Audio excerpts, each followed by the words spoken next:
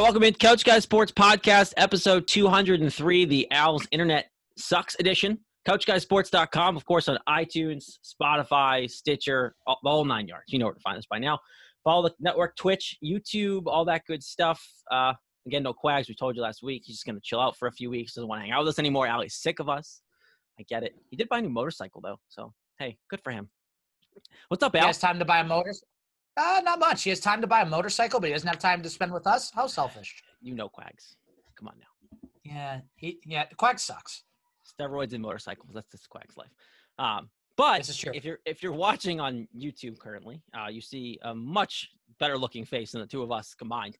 Caylee Allard, our Bruins guru on the network, decided to join us because, hey, something big happened. Finally, the Bruins did something at a trade deadline, which never, ever, ever happens. What's up, Caylee? Nothing. Just I'm so excited for tonight, and I've been riding this high as much as I can. So I'm in a great mood. We couldn't tell at all. Could not tell. No. Nonstop smiles. ROXANNE with the Bruins hat. Love it. Caylee's one of those weirdos that is from Connecticut, so she's 50-50 Boston sports fan, New York sports fan. It's weird. We don't want to talk about the fact that she's a Yankees fan. Don't even give that much credit. It's 33% because the other two teams she likes are from New York. So there you go. 33%. Yes, but hockey's my favorite, so I would die for the Bruins. So touche. Don't even. Hey, touche. Fair. But she is a fan of Eli Manning and the Giants, so Hall of Famer. Okay, yeah. We won't get into that. We won't do that on this podcast, but we'll take 2 hours. But no. Mutual fanship. We're all Bruins fans. We can agree on that. And for the first time in I don't even know how long, Caylee, they actually did something at the trade deadline. Made a couple big moves. They clearly are invested in this team despite injuries, Tuukka Rask being non-existent, and we'll talk about that with you because we can't avoid that subject when you're on. But overall, were you more shocked than kind of pleased? You had to have been shocked that they did this much. Yes, I was one of the ones that was roasting Don Sweeney entirely. I did not call for him to be fired, but if he did not do anything at the deadline, I was 100% on board for him to get the boot because he did not do enough during the offseason last year, and last year's trade deadline was quiet as well. So clearly the Bruins have been struggling offensively, ups and downs. At one point, I was like, this is a first-round exit playoff team. We'll probably make it, but not going to make it very far. So I was very shocked when at midnight or 12:30 or whatever it was, he pulled the trigger and everyone just lost their mind. Yeah, so I woke up to that news because everyone knows I'm a dad. I get no sleep. So I go to bed pretty much as soon as I possibly can. And I woke up to that. I'm like, this is a joke.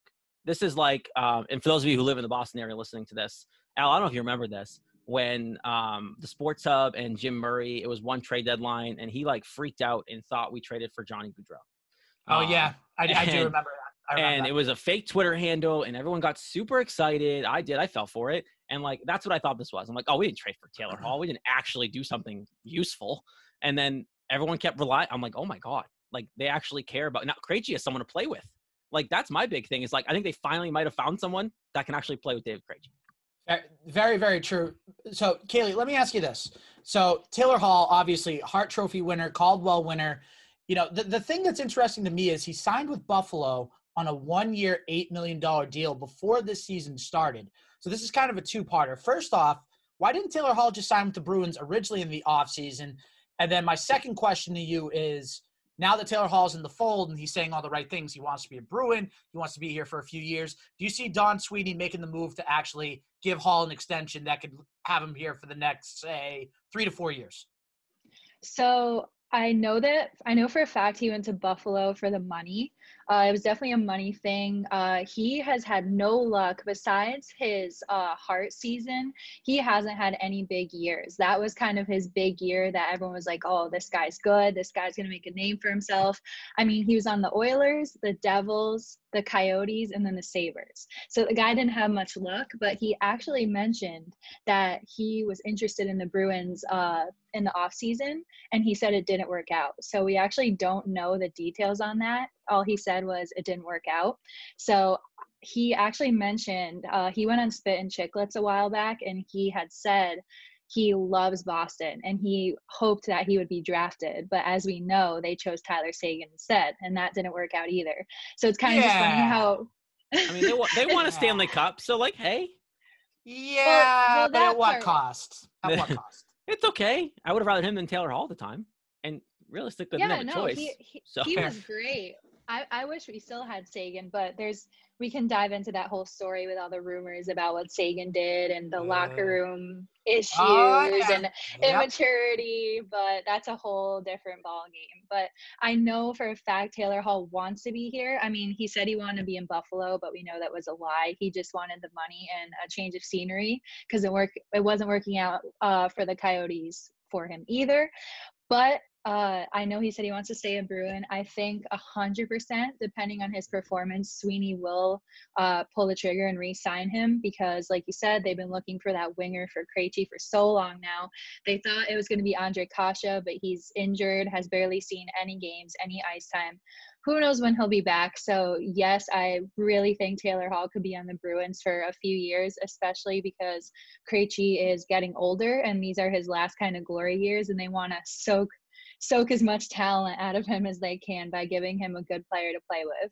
Well, they're trying to get as much of this group together as possible, like for the run, right? Like Game 7 against the St. Louis Blues, like should have won that cup, and they should have more than one cup as a core, that's for sure. But like they still have some to give. Now, again, we can get into Chara and all that stuff because like I think everyone's kind of pissed about that. But like having Taylor Hall in this team helps really a solid top 6 get even better. And now you can keep Pastrnak with Bergeron and Marchand, and it makes it that much more valuable because you brought in a guy who can play with Krejci, but keeps you from having to drop your best goal scorer to your second line because no one else can play with him. Absolutely. That's 100% the reason. And I think it's going to work perfectly. Like you said, you can't rely on 3 guys to score all the goals. And that's kind of how it's been because the offense has been so spotty. Like you can't win every game by scoring just 1 or 2 goals. So and I also think this is Taylor Hall's last chance to prove himself. He's been thrown around and tossed around so much. So I think this is a wake-up call for him. And I think he's going to take this very seriously. How concerned are you? And Al, I'm kind of curious what you think too on this. Like, he mentioned, he was like, yeah, I don't really want to be the guy. Like he said, yeah, I want to go to Boston because they have a bunch of other guys and I could just go be one. Like, he's like, I signed with Buffalo because I didn't want to be the face and Jack Eichel's there. I'm like, no, you signed for the money. But like, are you concerned with him saying that out loud? Because I look at that and go, are you going to try hard? Are you not going to try hard? Did you suck in Buffalo just because it was Buffalo and they sucked? Like, no, I'm not concerned because you know what? Taylor Hall realizes that this isn't going to be his team. It's David Pasternak's team. It's Patrice Bergeron's team. No, it's Patrice Bergeron's team. It's Patrice Bergeron's team. Yes. That's C. Al, that's what that means in hockey. It's a captain. It's a C. You know, Zdeno Chara wore it for a very long time.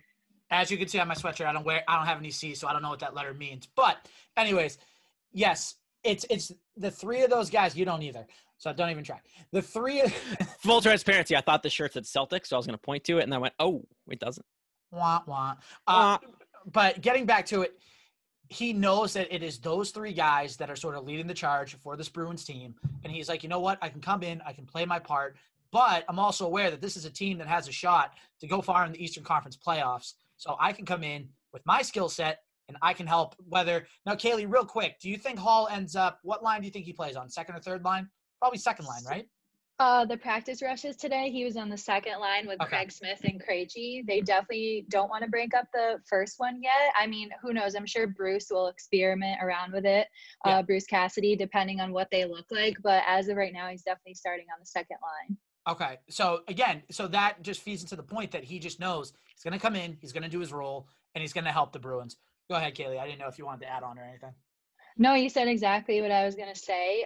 He's coming into this team that already has the strong core, the strong first line. He's not Marchand. He's not Bergeron. He's not Pasta. He's not even on Krejci's level. He knows he's not going to be the face of the team, but he wants to do everything he can to help because he wants to win, and he's never been on a great team in his life. So I think this is really a huge shining moment for him. I don't think he's going to slack at all. I mean, the guy has had nothing but bad luck. Everyone's saying he's a bust. People are saying, oh, why did Boston trade for him? He's not even good. Like, they gave up virtually nothing for him. It's so low risk, possible high reward. So what more do you want? And you mentioned that too, like it really was a fleecing of a deal. Like this is something, and again, me and Allard are very casual hockey guys. I follow the Bruins. I do watch games, but it's like, if you ask me outside of the Bruins, I'm going to go, who? So like when you tell me that you got Taylor Hall and what was his name? Curtis Lazar for a second round pick, right? And Anders Bjork, like that to me just feels like nothing. Like Anders Bjork is whatever. Like, yeah, he's a decent player, but he's not something you don't give up for Taylor Hall. So to me, you look at what Don Sweeney did. It's like, okay, you just took advantage of the fact that Taylor Hall didn't want to be in Buffalo anymore. He basically had no trade, so he basically only wanted to go to Boston. And they said, okay, figure it out. I'm only going to accept a trade to Boston, and you got to do whatever it takes. And they said, okay, we'll take whatever they give us, and that's what they gave him. Like that's literally what happened. Yeah, I wish I knew what Buffalo was thinking. They even retained 50% of Taylor Hall's salary on top of it. And he Hall waived his no move clause and everything. So, and like you said, Bjork, I love the guy. He's a tough player. Like I wish he could have stayed, but his best season, he had 19 points in 58 games played, and that was his best season. And he's been given plenty of chances. Cassidy has rearranged the lines, trying to see who he fits best with. He's been with the team since 2017 and has just never shown through. So he's going to get a lot of playing time in Buffalo. We all know he probably doesn't want to be there, but he's going to be one of the bigger guys in Buffalo since they're struggling so much. So I think this will be Bjork's time to make a name for himself and show what he can do, and hopefully help the team win some games. So get off. Thank you, Jared. I'm nice to you sometimes. Nah, not really. One guy that I want to ask you about, Caylee, really quick, Mike Riley. So besides the Taylor Hall trade, the Bruins also traded for defenseman Mike Riley from the Ottawa Senators in exchange for a third-round pick. Caylee, I'm just kind of looking at his stats. It seems like he has a career high this year in points, but he doesn't have a goal registered. He has 19 assists, which is the most points he's put up in a season. But a lot of people are saying that this is a good move for Boston because it gives them an offensive-minded defenseman. Do you want to go into that a little bit? Yeah, so I agree with that completely. I think it was also a steal for the Bruins. While he may not have a goal, just having any production or any points in general is good, because the main thing, again, is the offense. If he can set up a nice play, get an assist, get some points, that's seriously all they need right now. And as we all know, they gave up Torrey Krug, which was one of the Bruins' best offensive defensemen in a very long time. So I've been calling him like the Walmart version of Torrey Krug, because he's definitely not Krug, but he's still going to put up points. He doesn't cost a lot. He's still young. So I think it was a really good, like it was something nobody really expected. And I didn't even know that much about Mike Riley. But when I looked into him, I'm like, wow, I mean, he's 6'1", 200 pounds, only 27 years old, and he puts up points, whether that's goals or assists. So I think this was a really good sneaky move by Don Sweeney, because I don't think anyone had their radar on this guy. And I'm really interested to see how he pairs.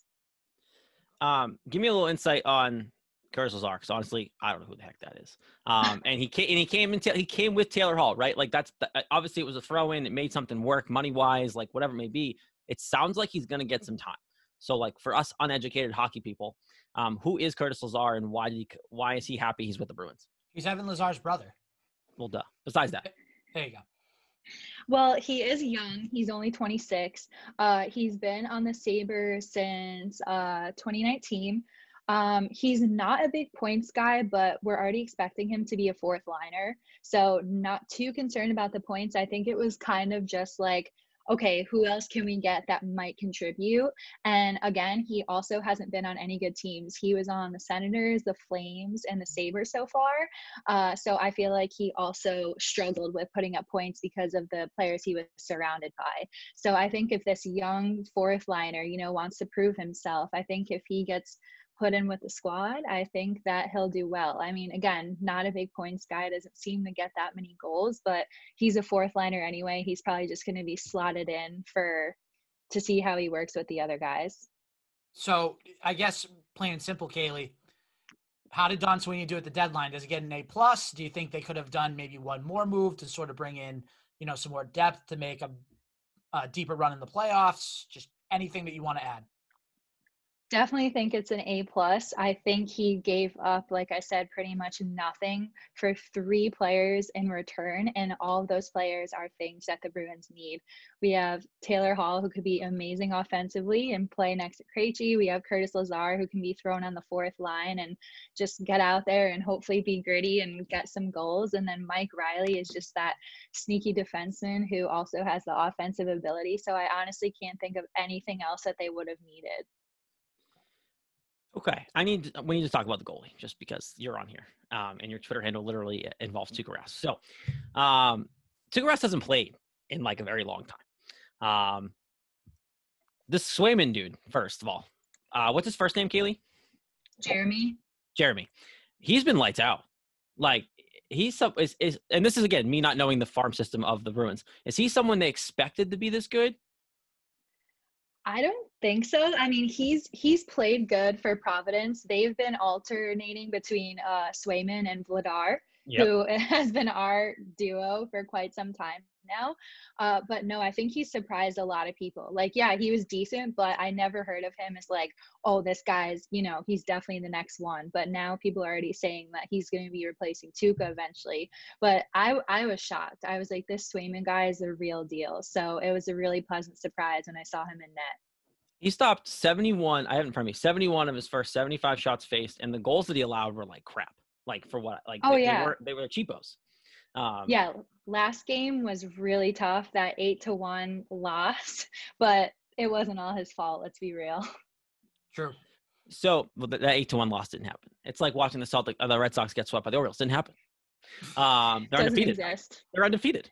They're 7-0. Tuukka Rask, supposedly coming back Thursday, from what everything's been hearing. He skated today, I think, and he's supposed to be back Thursday. Are you generally concerned about Tuukka's health moving forward? Because I don't believe in the guy. I am one of them, but like I generally think they don't win a cup without him. So like I don't think Swayman can lead you to a Stanley Cup. But I genuinely think this team has enough talent on it, especially after the moves Sweeney just made, to still make a push despite their lacking. Like they were at the top of the division for a while, and yeah, this year's weird because they're only playing like a few teams. But like I still think they're good enough to make a push. I kind of feel like they need Tuukka though. Can we rely on Tuukka Rask to be healthy enough to get there? Is he been out so long because they're being careful with them? Like just I know you're a Tuukka honk, but like overall, what is your Tuukka Rask response to like? Do you think he actually can come back and stay healthy to make a push right now? I think he can stay healthy because he hasn't been very injury prone in the past. I mean, this is the first time he's been out in quite a while, except for when he left the bubble for personal family matters, which was not an injury. But I do agree with you 100%. I'm absolutely terrified for him to either retire or go to another team. He just turned 34 and the future is kind of uncertain. I hear a lot of people think he's going to retire because he said, I only want to play for the Bruins. After all the crap he's taken, he's like, I want to be Bruin. I don't want to go anywhere else. Like, this is it. Respect for that, because this town hated on him when he left the bubble. And I was one of them. Yeah. Like, I was one of them. I was too. Like, he left the bubble and I went, yeah. Excuse me? Before, you just got there. But before, this was before we knew what happened. Yeah, this was before we knew all the facts. After the facts, oh, it changed the perspective. Okay, Caylee, you can't tell me with his track record that you wouldn't have left. He just left because he was homesick. Like I would have believed that in a heartbeat if he just said, "Yeah, I didn't want to be there." It's like, oh, okay. I mean, Tuukka's, I'm not that I know the guy, but he does seem very stubborn. So, I mean, I would have possibly believed that, but people are still judging him even after finding out it was because of his sick daughter. They're like, yeah, right. We saw him on the golf course, blah, blah, blah. I'm like, what? Like, it's just, it's so stupid. This team needs Tuukka Rask, and it's not because I'm his biggest fan. It's because he is a Vezina caliber goalie who has carried this team ever since Tim Thomas left. He is the guy. He deserves a Stanley Cup. And without the year Tuukka, they lost to the Blues, the Blues, like he earned a cup that year. Like he was really good that postseason, and they should have won. They screwed the pooch on that one. When you have Game 7 at home, you don't lose that. You shouldn't lose that.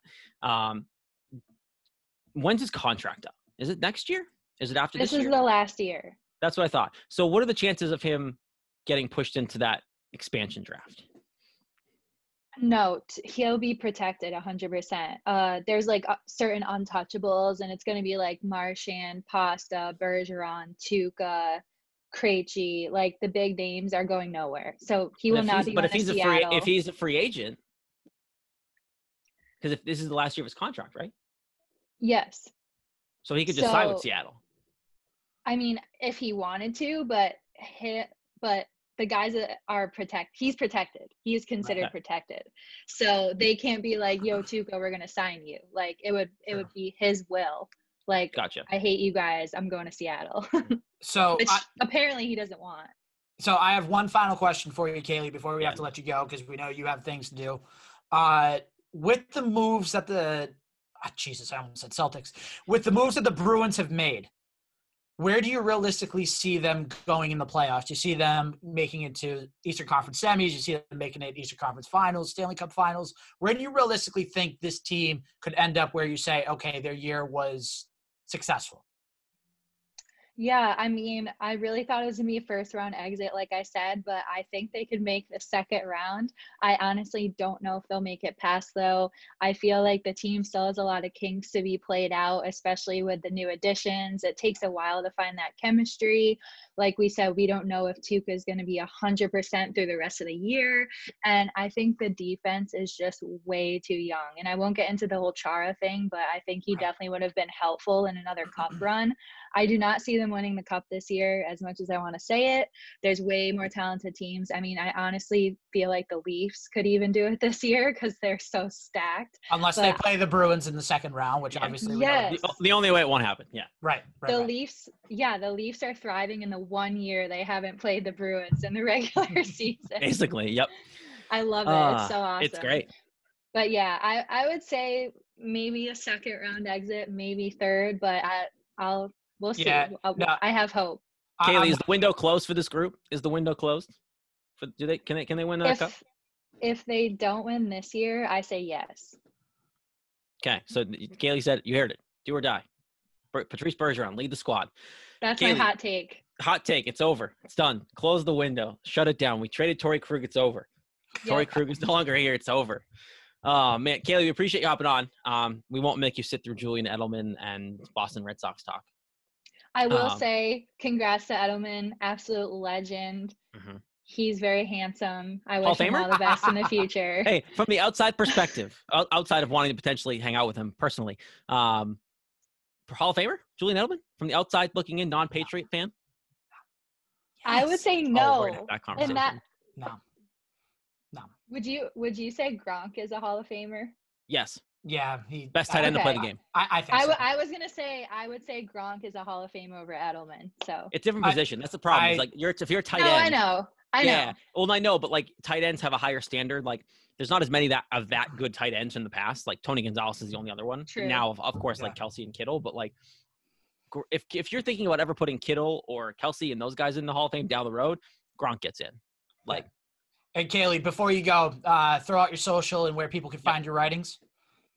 Yes, couchguysports.com. You can find my writing, of course. And then my Twitter handle, if you want to follow the obnoxious Bruins tweets and live tweeting the games and everything, it is Tukarask, the number 2, Karask. And thank you guys for having me. This is really fun. Of course. Thank you for joining us. We appreciate the Bruins education. Yeah. Of course. And and again, like I said, respect to Edelman. There's no hate. All love for him. Number 11. That's a lot. Foxborough forever. Foxborough forever. She's going to buy a t-shirt. I can't believe I just said that. And it's on recording. All right. I'm out. Thanks, Caylee. Thanks, Bye. Caylee. See you again. Oh, man. Foxborough forever. Love that. Right. Shout out to Caylee Allard for joining the program today. Yeah, Caylee. That was good stuff. We appreciate it. Caylee, and of course, the whole show and our network and everybody else. Al, you know who it's brought by. Al. Would it be these guys? It's Manscaped. At Manscaped? I know. Manscaped? I have. It's, Al, the flowers are blooming. The grass is growing. It's time to chop the weeds. Got to go weeding, Al. Trust me, I own a yard. You got to do it. Thanks to our sponsor at Manscaped. You got to trim your holes safely and efficiently. And I'm talking about ball trimmers, people. Manscaped, the global leaders in men's below-the-waist grooming, have an exclusive offer for our audience. Use our code CouchGuy20 for 20% off, free shipping, manscaped.com. You know that by now. Join the other 2 million men who trust Manscaped. They are here to make sure you are trimmed and smelling nice. After all, guys, it's time for some spring cleaning. Spring has sprung, and Manscaped has the best tools to get you ready. Believe me, the winter, guys, it's time to shed. It's time to release the endorphins. I did some spring cleaning myself very recently, and it was nice. You know, the weather's getting warmer. You want to make sure the air's nice and flowing. I'm getting golfing soon, so like, you got to just, it makes it so much easier when you can just grab Manscaped, the trimmer, and just go to town. They're the global leaders in men's below-the-waist grooming and have forever changed the grooming game with their amazing products. They are here to help with your above-the-waist holes, too. Have you heard of their Weed Whacker? Guys, it's the nose and ear trimmer, provides proprietary skin-safe technology, which helps prevent nicks, snags, and tugs in those delicate holes. No more gross hairs flying in the wind. The premium Manscaped Weed Whacker uses a 9,000 RPM motor powered by 360 rotary dual-blade system. Manscaped is making whacking your weeds a time to look forward to, delivering maximum confidence while providing hygiene. Speaking of incredible hygiene, Manscaped has formulations to keep you fresh and ready for everything that comes your way all day long. The Crop Preserver is an anti-chafing ball deodorant and moisturizer, one of my favorite things they have. It's starting to get hot outside, guys, and this is crucial so your balls stop sticking to your leg. That is the legit worst. You all know what I'm talking about. You'll find the Crop Preserver spray on toner for your balls, which will keep you smelling fresh down there, just like those spring flowers. Speaking of smelling fresh, complete your grooming game this spring with the new refined cologne signature scent by Manscaped. This stuff is legit, and I will have you smelling like royalty. The cologne is light, approachable, and gentlemanly in all the right ways. You won't smell awful. You'll be the talk of the next quarantine hang. I'm done with quarantine hangs. So, well, I need to see people. I need to socialize, and you'll be Manscaped ready to go. Smell good. Feel good this spring. Get 20% off free shipping with the code CouchGuy20 at manscaped.com. Do yourself a favor and always use the right tools for the job. 20% off free shipping. CouchGuy20, CouchGuy20, manscaped.com. 20% off free shipping. It's spring, guys. Just do it. Spring cleaning, Weed Whacker, all the stuff, guys. Manscaped. I was going to say, once you get that second dosage there, pal, I'm going to come up and we're going to watch some Red Sox games together. I thought you were about to say we're going to Manscaped together. I was like, whoa. Nah, Manscaped, great products. I'll throw some Manscaped cologne on for you. There you go. I appreciate that. You'll smell good. Yeah. I got you. And then we'll hang out and we'll enjoy the Red Sox. We'll get in the second dose in less than 2 weeks now. So there you go. A little under a month from being fully vaccinated. Got Pfizer myself. I'm a Pfizer boy. So you gotta join them. Gotta join the Moderna game, dude. Yeah, nah. I got Pfizer. I would have loved J&J, one and done, but didn't happen. Yeah, so that's true. Would have been nice, but I got my shot. We're getting there up in New Hampshire. Shout again to Caylee Allard for jumping on talking Bruins because me and Al just suck at it on our own. Very true. And we are not Bruins honks and we're Bruins fans, if that counts for anything. But we got to spread the wealth for the Bruins. They made some moves. Taylor Hall, of all people, is a freaking Bruin and actually wants to be here. So, and he's playing with the Bruins tonight, so we can have a chance to watch him. But other things to talk about, Alan. Let's talk about Sir Julian Edelman, who apparently Caylee, a Giants fan, for those of you who didn't know, has respect for. He announced his retirement on Twitter via video. The only way he should have done it. Like, this is and he got beamed up at the end. It was great. The video got me. I saw him post it. I kind of was on Twitter, like, really when it was posted. It was really good timing on my part. And I saw it, and I'm like, uh-oh. It was like probably a couple hours after it got released. So it was literally an hour. It was literally like, an hour. Clearly it was planned. The video was made ahead of time. So, like, it was at night at 5 in Gillette. So, like, clearly they knew this was all coming. It's unfortunate he had to go out this way. Like, of all things, he said he'd play till the wheels fell off, right? And he did. The video, though, Al, oh, my God. Like, running through a wall for that. It was great. Him just, like, staring, facing the banners, all the highlights playing behind him. Comes out and says, you know, this is the hardest thing I'm going to have to do is announce my retirement from the game. I loved it. And you knew. And you knew as soon as he said this tough decision, you knew it's like, okay, it's a good thing because he's not going anywhere else. But he's announcing his retirement. Quick question for you. The very end, when he gets, like, beamed up, what was the point of that? I must have... It's very Julian Edelman. I don't know. It's just very Julian Edelman. Okay, so you didn't know either. Okay, I wanted to make sure that I wasn't, like, missing something blatantly obvious, but... Maybe it's Tom Brady beaming him up to Tampa Bay, and he's going to come out of retirement. Like, oh, don't you say that. Don't you dare say that. No, I genuinely think that Edelman's the type of guy, and I saw that, right? Like, that's like Twitter. Oh, he's going to go play in Tampa. Like, and Brady posted this heartfelt message. Like, guys, he's retired. He's not playing. His knee is not in good shape. He missed like 10 games last year. Yeah. If he really could have played, he had 1 year left on his deal. The Patriots would have had to trade him anyway. Like if he retires, like he retired. If he comes back, he can't just go play with Tampa. Same situation with Gronk, right? Like he still has a year left on his contract. So like if he happened to come out of retirement in a year and want to play again, if he could, he still has to get traded. Like he can't just go sign with Brady. So look, he's retired. He's no longer playing football. It was a heck of a career. He gave us a great transition from Wes Welker. I'm not really shocked by this. It really seemed like it was where it was trending. There was really they were giving him as much time as possible. When you go and sign Al Galore, you go and sign Kendrick Bourne, you're replacing Julian Edelman at that point because you still have Jacoby Myers. You clearly still have N'Keal Harry on this team. So Edelman was clearly not going to be in the picture, and they were planning for life without him. But I think obviously they would have let him play if he could. But they were already planning. They were already planning on this happening. It seemed like. Right, and Julian Edelman retiring, and this is a hot take. I was more sad about Julian Edelman retiring than Tom Brady leaving. And I think it's just because with the way that you knew with the way Brady was being treated the last couple of years, he was out. England, yeah. You knew he was going to be out. But Julian Edelman, you kind of knew as a Patriots fan, he was going to be there till the end. But I think we wanted him to give it just one more shot, 1 more year, 2 more years. Maybe you could potentially, if you got lucky enough, give it 1 more Super Bowl run. But you know what? Shout out to Jules. 3 Super Bowl rings, from 7th round pick to a Super Bowl champion 3 times and a Super Bowl MVP. He had a heck of a career. And I think, honestly, Jared, it makes it better that Edelman's whole career was a Patriot as opposed to some of these guys that, at the end try to go to, other teams for a couple of years. I think that adds to the legacy. So shout out to Julian Edelman, man, forever. When he says Foxborough forever, he means it. I had to hold back the tears. Yeah. He genuinely is upset he's not playing. Like I genuinely think if he could have played, he would have stayed with the Patriots. He would have played with Cam again, taught these young guys how to play in the system. Team's going to be pretty good this year, right? So like he would have been happy to play New England 1 more year if he could have. That video though, just reliving some of the highlights, even watching the banners, and then right before he starts talking, you got Josie playing in the background, like the comment of like you hear the call of like the dynasty continues. Like Julian Edelman is a Patriot through and through. He is a New Englander through. I know he's a Cali boy. I know. No. Like, he's a New Englander. And that's the other thing. That's the other reason why. He lives in Boston. Right. He lives in Boston, and I think he truly embodied what it meant to be a Bostonian. Brady, I don't think, really did that. I think he lived in Brookline in a mansion. Like, Edelman lived downtown. Right. Right. Exactly. Like, Brady was here, but I think it was always – he wanted to go back to the sunshine. He wanted to go back to the warm weather, which is fine. Nothing wrong with that. But again, Julian Edelman said it best, like, LA is Hollywood. Boston's a sports town. He enjoys being part of that sports culture. And it's not going to surprise me if we start seeing him at Red Sox games and Bruins games and Celtics games again. He's around.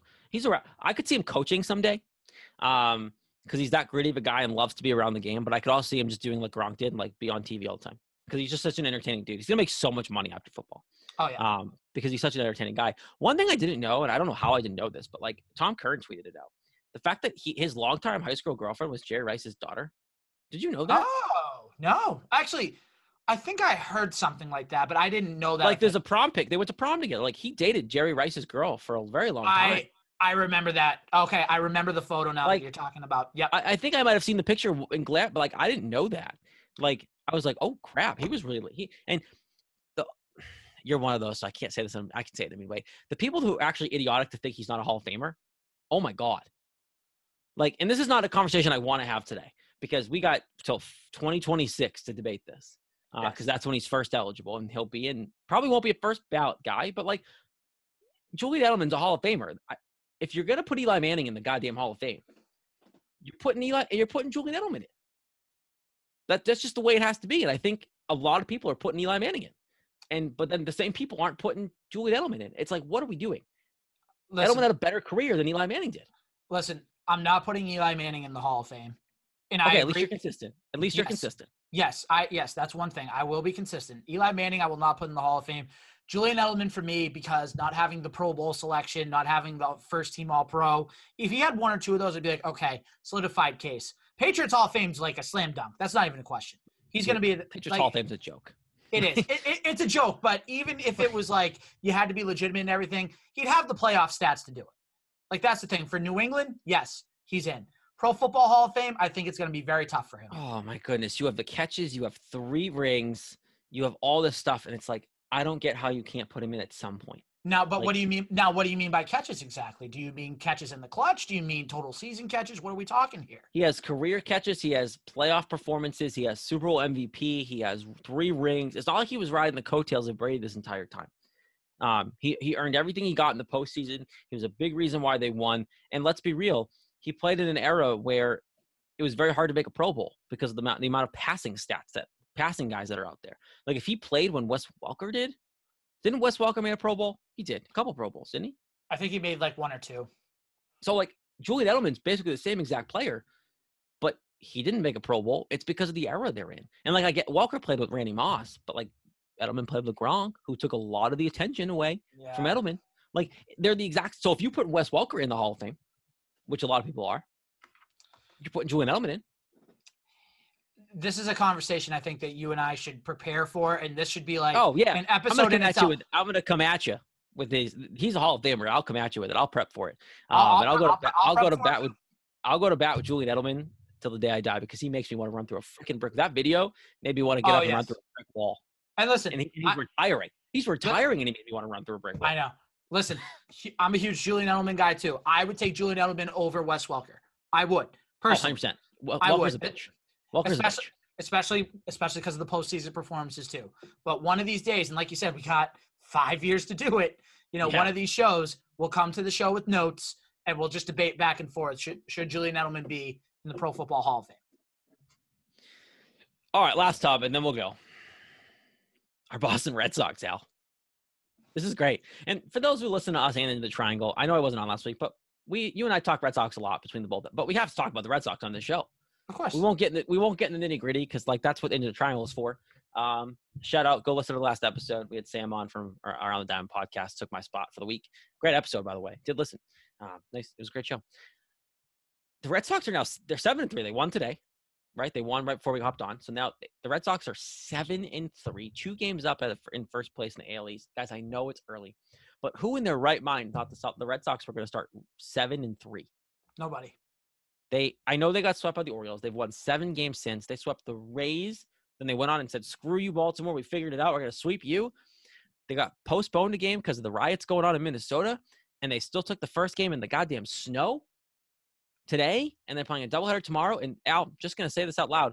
I might come back to bite me next week. Nathan Eovaldi and Eduardo Rodriguez are your 2 starters for the doubleheader. Could win both those games.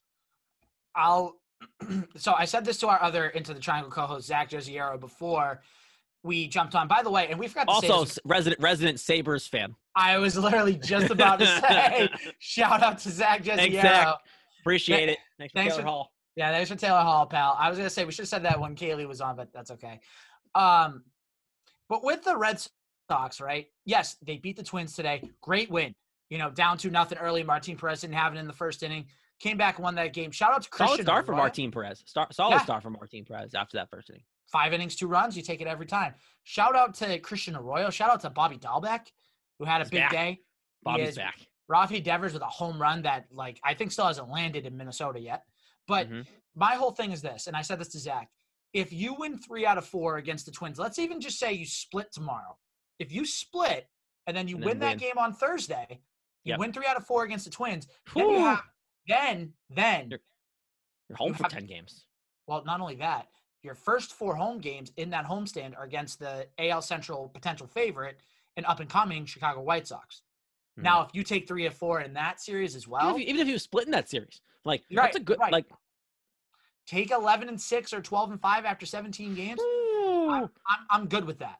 I think a lot of people need to be paying attention to this Red Sox team in town.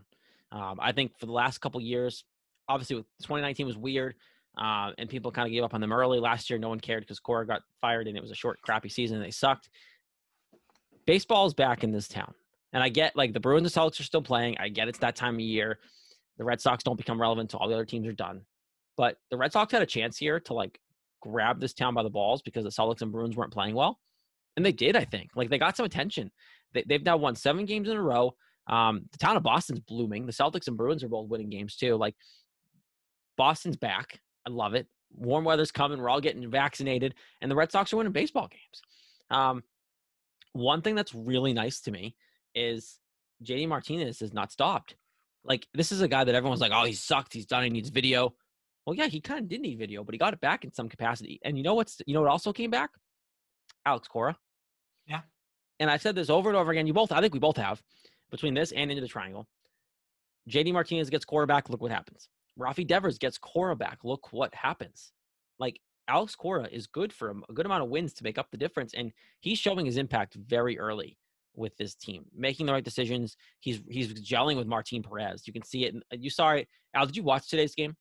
I watched the last half of it. So like from the fourth inning on. So so you probably saw this. When Martin Perez came out and his game was over, there was a shot of the bullpen.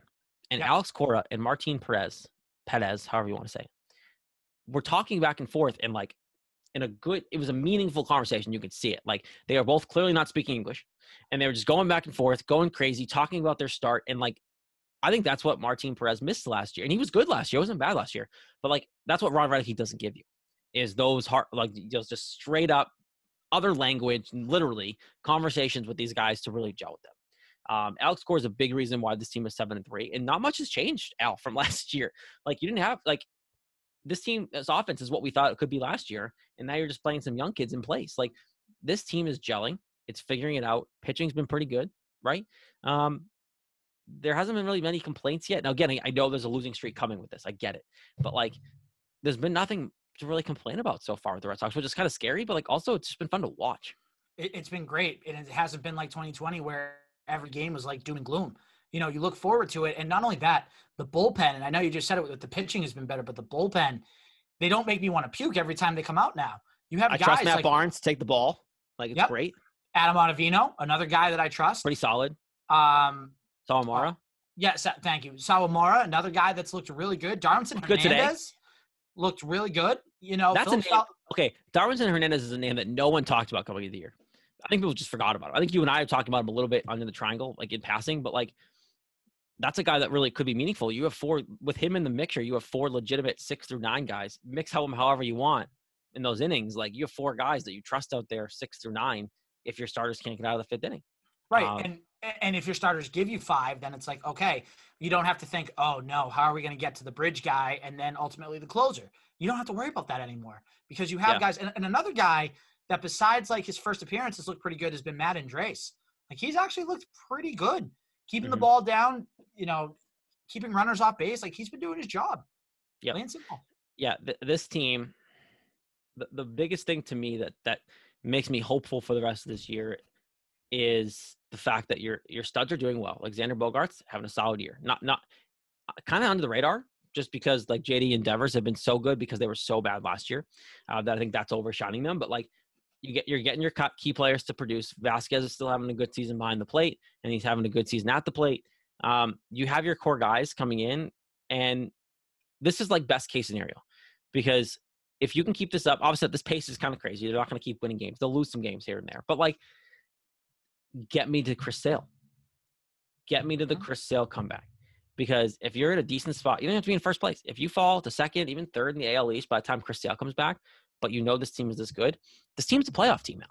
Like, this team is hands down a playoff team without Chris Sale. And you throw Chris Sale in the mix. Now Martin Perez comes your 5th starter, and you're good. Like, I'm not saying the team's a World Series team, because I don't think they are. Like, I don't genuinely think that they can stand up with the big boys yet. When it comes to like the Dodgers and even the Yankees, and if the Yankees stay healthy, which is a big if, Astros are playing well. Like, there's names out there that I don't think they can hang up with, but like, they're going to be fun to watch all year. They're going to win games, and they're going to be in the postseason picture, which I think for Red Sox fans should be good enough this year. I understand that we're a title town and we want to win. You're going to win games. You need to have something better than last year. It's better than last year. We were so bad last year that anything in this direction, I don't care if you make the playoffs. I mean, I do, and I think they will. But like, if you're good all year and compete and you miss the playoffs by a game, like, that's in the right direction. And you go and spend some money and get some guys in here for next year. Maybe Duran's up here by then. And he's just, you know what I mean? Like, there's options now to next year, the year after, your contenders. They're going in the right direction. I think people need to, one, get off high and bloom. I think he's did everything possible to make this team relevant this year. And watching this Red Sox, I'm glued to the set.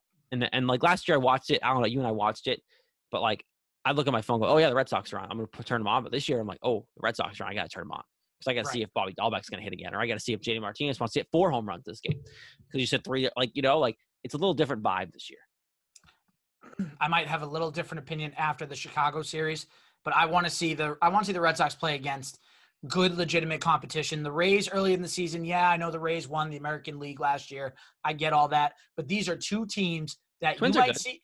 The Twins are good. That's what I'm saying. The Twins are good and the White Sox are good. So I want to see them complete 2 series against 2 very good teams and see what the outcome is. Now, if we're you do have the Blue Jays in there too, and the Blue Jays are going to be a good team this year. So that's another good test for a couple games. They are. I'm just talking in terms of for next week. Like, I know down the line, obviously, the Blue Jays are going to be there and everything else. But for this week coming up, if you can get by the Twins and get by the White Sox with a split or a winning record, then I'm be like, okay, there's something here. I think, like, I'm starting to get there, but I'm not fully there yet.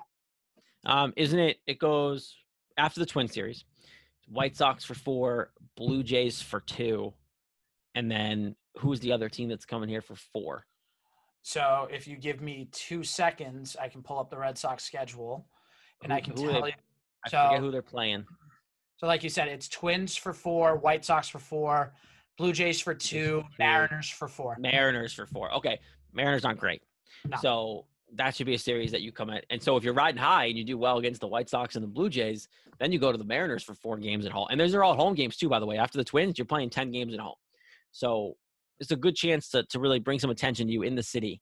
Other teams are playing well. Celtics are playing much better. They're starting to figure it out. And the Bruins are obviously doing their thing, and we'll see how much better they look after these trades. But the Red Sox have a chance here to catch some attention early in the season if they can keep winning at a decent clip. Agreed. 7-3 is not a bad start, Al. It's a great start. 70%, 700 winning percentage. 7-3, first place, AL East. I think we all take it. If you told me that was going to happen before the season, I might have laughed at you. But hey, 7-3, first place, on pace for at least 81 wins, which is all Al and I need to have some winnings. But they're a 90-win team. So we're going there. We're going to the moon with the Red Sox. All right, we'll leave it there. Episode 203, Couch Guy Sports Podcast. Of course, brought to you by our good friends at MANSCAPED, Couch Guy 20. Thanks again for Caylee jumping on, talking some Bruins. Her Twitter handle literally has Tuukka Rask in it, so you know she's a supporter. Yep. Shout to all the other podcasts, the written content, couchguysports.com. Rate, review, subscribe to us on iTunes, Stitcher, Spotify, all that good stuff. Because you can't follow us on Twitter still because we're still suspended. So just follow at Couch Guy Sports. We'll tweet all of our updates there, and Twitch, YouTube, all that good stuff. So until next week, Al, I think it's just gonna be you and me next week. No, it's not. I'm gonna miss you next week, pal. Oh no! Oh, it's right. No, Al, I gotta figure this out. We'll get Quacks back. There you go. We'll get Quacks back. I'll be back the following week. I'll be back. Okay. Well, next week I'll be back. We'll figure out who my co-host is going to be, or maybe multiple co-hosts. We can just bring a plethora of people in to co-host. Maybe I'll bring Eliana in here and just have her co-host with me. There you go. That's the ultimate co-host. That's what the people want. Is my 8-month-old daughter co-hosting, talking about the Celtics. Well, there goes my co-hosting role. Thanks, Eliana. Bye, everybody. All right, I will talk to you in a couple weeks. That sounds good. Talk to you.